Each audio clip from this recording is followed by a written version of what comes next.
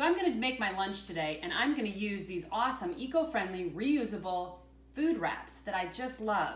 Instead of using plastic bags and foil and other plastic wraps that I would throw away every day, I use these eco-friendly food wraps to make my lunch.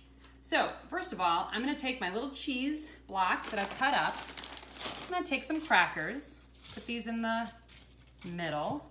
I'm gonna pull these sides up, fold it down, do this nice little twist on the side, and then I'm gonna break it in the middle here so that I keep the food separate. So I've got cheese on one side and crackers on the other. And this goes right into my lunch bag.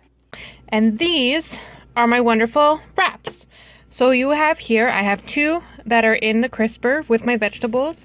And if I open this one up, you can see that I cut this pepper a couple days ago and it is still in absolute perfect condition.